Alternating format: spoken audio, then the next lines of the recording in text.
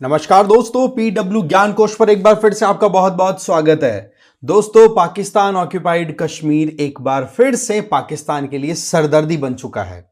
वैसे एक कहावत आपने सुनी होगी कि जब बोया बीज बबूल का तो आम कहां से होए। एग्जैक्टली ये कहावत पाकिस्तान पे आज के टाइम पे अप्लाई होती है।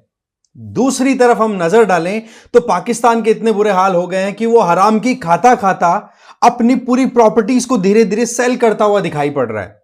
जैसे आपने देखा होगा कि कुछ लोग बड़े निकम्मे हो जाते हैं तो घर के जेवर जवारात इनको बेचना शुरू कर देते हैं। शुरुआत होती है एक छोटी सी अंगूठी बेच करके और फिर बाद में पता पड़ता है कि घर के पूरे गहने जमीन सब कुछ बेच डाली और अभी भी जिंदगी बाकी है। तो कुछ हालात ये ऐसे कैसे पाकिस्तान पे अप्लाई हो रहे हैं कि ये देश धीरे धीरे करते करते अपने जितनी भी प्रॉपर्टीज है वो लूज करता चला जा रहा है, thanks to Pakistan army, thanks to their establishment. कि किस तरीके से उन लोगों ने केवल अपने पॉकेट्स भरने के चक्कर में अपने देश को बर्बाद किया। तो अभी क्या हो रहा है कि पाकिस्तान ऑक्यूपाइड कश्मीर, जिसको हम अगर दो पार्ट्स में डिवाइड करें तो एक तरफ आपका गिलगिट बाल्टिस्तान वाला एरिया आ जाता है तो दूसरी तरफ पाकिस्तान ऑक्यूपाइड कश्मीर आ जाता है। तो वहां पर दोनों फ्रंट्स में पाकिस्तान में प्रोटेस्ट हो रहा है बैक टू बैक। जैसे कि मैं यहां पे बता दूं कि पाकिस्तान ऑक्यूपाइड कश्मीर की तरफ अगर हम नजर डालें तो यहां पर आपको मुजफ्फराबाद और एक पर्टिकुलर एरिया जिसका नाम है रावलाकोट, वहां पर प्रोटेस्ट पिछले 4 दिन से लगातार चल रहा है। वहीं पर जो पाकिस्तान ऑक्यूपाइड कश्मीर का एक और हिस्सा गिलगिट बाल्टिस्तान, जो कि हमारा इंटीग्रल पार्ट है, वहां पर चाइना ने अपनी पहले से एक रोड बना रखी है, दैट इज काराकोरम हाईवे, जो कि चाइना पाकिस्तान इकोनॉमिक कॉरिडोर का भी पार्ट है। आप देखते हो कि वहां पर भी अब ब्लॉकेड लगा दिया गया है। बातचीत होने की बात हुई, बट मैं बता दूं कि वो अभी हॉल्ट पर है। और नारे कुछ इस तरीके से लगाए जा रहे हैं कि पाकिस्तानी अथॉरिटीज का कोई अधिकार नहीं है यहां पर और इन लोगों को यहां से भागना पड़ेगा, चाहे हमें हमारी जिंदगी दांव पर लगानी पड़ जाए। इस तरीके के माहौल वहां पर बने हुए हैं। सवाल यह आता है कि यहां पर चाइना क्या एक्शन ले रहा है, क्योंकि इंटरेस्ट चाइना के भी इन्वॉल्व है और यह अपने आप में चाइना का एक बहुत बड़ा ट्रेड का, आप कह सकते हो, एक आर्टरी है काराकोरम हाईवे, जिसको ब्लॉक कर दिया है। और यह बोला है लोगों को कि आप लोग इस हाईवे की तरफ से ज्यादा भी नहीं तो 9 तारीख से लेकर के 15 दिसंबर के बीच में तो बिल्कुल भी पास नहीं होगे, क्योंकि यहां पर कुछ भी हो सकता है। तो अरबों डॉलर का जो ट्रेड है ना, वो अटक गया चाइना का। अब देखो, बात कुछ ऐसी है कि अगर आप यूपीएससी फाउंडेशन कोर्सेज के बेसिस पे अपनी तैयारी करना चाहें तो देखो 2026 के लिए जो तैयारी कर रहे हैं उनके लिए संकल्प और टाइटन कोर्सेज हम रन करा रहे हैं, ठीक है, हिंदी और इंग्लिश के स्टूडेंट्स के लिए रेस्पेक्टिवली। सिमिलरली 2025 के लिए प्रहार और टाइटन चल रहा है, ज्वाइन कर सकते हैं अपनी जरूरत के हिसाब से। रेट मात्र 8,000 रुपए, ठीक है। इसमें आपको लाइव एंड रिकॉर्डेड क्लास के साथ में daily MCQ plus mains answer writing plus CSAT classes plus comprehensive e books दी जाती हैं। एडमिशन बिल्कुल ओपन है, लिंक है वो डिस्क्रिप्शन बॉक्स में दिया हुआ है, एक्सप्लोर द डिस्क्रिप्शन बॉक्स, ठीक है। तो बात कुछ ऐसी है कि यहां पर प्रोटेस्ट इतने हाई हो गए हैं कि पाकिस्तान की जो एक नब्ज थी, चाइना पाकिस्तान इकोनॉमिक कॉरिडोर, जिसके दम पर वो उछल रहा था, वहां पर अब चाइना भी बहुत हद तक परेशान हो चुका है। मैं ये वीडियो बना चुका हूं कि कैसे चाइना पाकिस्तान को ब्लैकमेल कर रहा है कि हां भाई, आपके थ्रू जो हम ट्रेड कर सकते थे वो ट्रेड अब रुकता हुआ दिखाई पड़ रहा है, हमें ऑल्टरनेट लेना पड़ेगा, इधर से लेकर के अफगानिस्तान और ईरान से होते हुए जाना पड़ेगा, ठीक है, वखान कॉरिडोर जिसको बोला जाता है, उधर से होते हुए। बट अब अगेन मैं बता दूं यहां पर यह प्रोटेस्ट क्यों हो रहा है।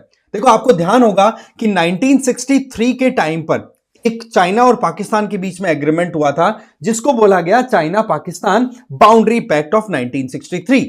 उस 1963 पैक्ट के तहत ये गिलगिट बाल्टिस्तान का एक पार्ट, जिसको हम सक्शगम वैली बोलते हैं, उसको पाकिस्तान ने चाइना को ट्रांसफर कर दिया।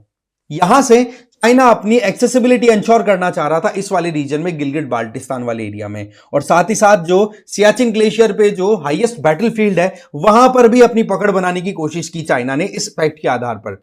इंडिया ने इस पैक्ट को पहले भी एक्सेप्ट नहीं किया और अभी रिसेंट टाइम 2024 में चाइना ने इधर अपना रोड इंफ्रास्ट्रक्चर डेवलप करने की कोशिश की तो इंडिया ने अपना प्रोटेस्ट साफ साफ जाहिर किया कि इस बात को हम बिल्कुल भी एक्सेप्ट नहीं करते, राइट। इसी तरीके से अब इसी सक्सगम वैली का एक बड़ा extended part, that is Gilgit Baltistan, उसको चाइना को एक तरीके से पाकिस्तान बेचता हुआ दिखाई पड़ रहा है और यह बात वहां के लोगों को बिल्कुल भी नहीं जच रही है। अब आप सोचो कि चाइना पाकिस्तान इकोनॉमिक कॉरिडोर की एंट्री यहां पर गिलगिट बाल्टिस्तान से होते हुए और फिर वो जाती है ग्वादर पोर्ट तक। वहां पर लगातार प्रोटेस्ट होते हुए दिखाई पड़ रहे हैं, जहां एक तरफ अभी गिलगिट बाल्टिस्तान में तो प्रोटेस्ट, अभी हमने बात की कि काराकोरम हाईवे को इन्होंने ब्लॉक कर दिया, खून खराबे तक की बात कर दी है।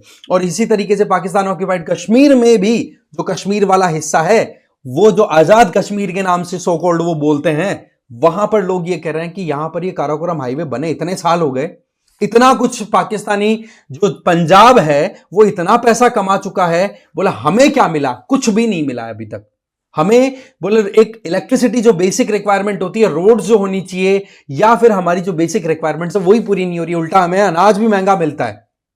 इसी प्रोटेस्ट के चलते आप देखते हैं कि कुछ लीडर्स को वहां पर पाकिस्तानी आर्मी ने कर लिया अरेस्ट। ठीक है, इसमें आप नाम देखेंगे, यहां पर नाम है मौलाना करीम दाद। ये इंडिविजुअल प्रोटेस्ट कर रहा था, एल्डर है, लीडर है, तो ऐसे में इस इंडिविजुअल को अरेस्ट कर लिया। और ये इस तरीके के अरेस्ट या किसी को वैनिश करना, गायब करना, पाकिस्तानी आर्मी के हाथ में बहुत बढ़िया, एक कहता ना कि बहुत बढ़िया कर्तव्य है इनके हाथ में, बहुत क्वालिटी है ये चीज इनके अंदर। ठीक है, या तो कोई भी सामने आता है, जो भी इनके लोकल लोग हैं उनमें, उनकी हम बात कर रहे हैं, उनको बड़ा अच्छे से ट्रीट करते हैं ये लोग, या तो मार देते हैं या गायब कर देते हैं। तो ऐसे में यहां पर डिमांड हो रही है लगातार कि भाई साहब हमारे लीडर को आप अगर नहीं छोड़ोगे तो पाकिस्तानी आर्मी को भी हम नहीं बख्शने वाले हैं। समझ गए? तो ये जो प्रोटेस्ट है ना, ये प्रोटेस्ट पाकिस्तान की नाक में दम कर चुका है, क्योंकि ये जो नब्ज जा रही है, ये जो नली है, ये जो खून फ्लो होने वाली आपको पाइपलाइन दिखाई पड़ रही है, इस पाइपलाइन में यहां पर तो बलोचों ने नाक में दम कर रखा है। यहां पर अब गिलगिट बाल्टिस्तान वाले लोगों ने अब अपना असर दिखाना शुरू कर दिया है। पाकिस्तान ऑक्यूपाइड कश्मीर वाले ऑलरेडी धरने पे बैठे ही थे। तो एक तरीके से बोला जाए ना, तो इस चाइना पाकिस्तान इकोनॉमिक कॉरिडोर की एंट्री पॉइंट और एग्जिट पॉइंट दोनों जगह पे चौक हो गया, ब्लॉकेड हो गया, और ये वाकई में पाकिस्तानी इकोनॉमी के लिए बहुत बड़ी बर्बादी का कारण बनेगा, इसमें कोई डाउट ही नहीं है। ऐसे में अब यहां पर इंडिया की तरफ से क्या एक्शन लिया जाएगा, ये तो देखो अभी कोई अपनी तरफ से कुछ बात बोली गई नहीं है, बट हां, जो कुछ भी हो रहा है ना, वो वैसे ही इंडिया के लिए फेवरेबल है। सीधी बात है, पाकिस्तान जितना ज्यादा अनस्टेबल रहेगा उतना इंडिया के लिए फेवरेबल है। कुछ करने की जरूरत ही नहीं है, क्योंकि पाकिस्तान जितना सेटल है उतना हमारे लिए खतरा है। अब यहां पर एक जो गजब की डेवलपमेंट हुई है वो ये कि चाइना की आर्मी है ना, वो उतर गई पाकिस्तानी जमीन पर। यहां पर गिलगिट बाल्टिस्तान के जो लीडर्स हैं, जो प्रोटेस्ट अभी कर रहे हैं कंटिन्यू, उनके द्वारा एक बात बड़ी मतलब एक इंटरेस्टिंग बात बोली गई कि चाइनीज आर्मी जो है वो वहां की जमीन पर उतरी हुई है। इसका नाम तो ये दिया है कि हम एंटी टेरर, आप कह सकते हैं कि एंटी टेरर हम एक ऑपरेशन रन कर रहे हैं। बट टेररिस्ट किसको बोल रहा है भाई, पाकिस्तान या पाकिस्तानी आर्मी? बेसिकली वही लोग जो इनके देश को डिस्टेबलाइज करें, जनरली ये डेफिनेशन होती है एक देश के लिए। तो ऐसे में वो किसके खिलाफ में यूज करेंगे?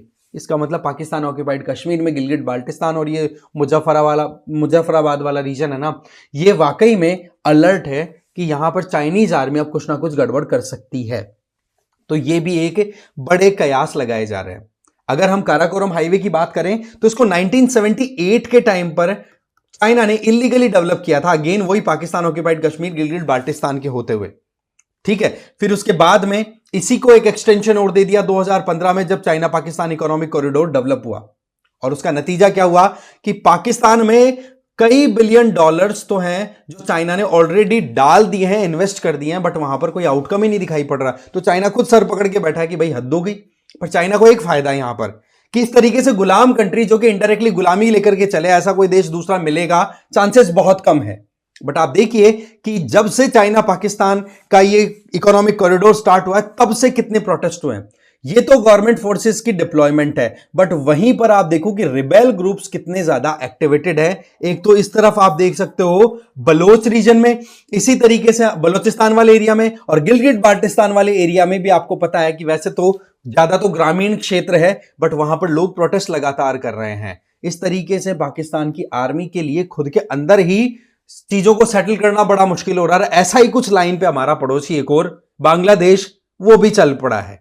ठीक है, क्योंकि ये पता नहीं किस तरीके की टेंडेंसी इन लोगों ने सेटल कर रखी है कि हमें तो खैरात का खाना है, बस खुद की कभी मेहनत करनी है ही नहीं।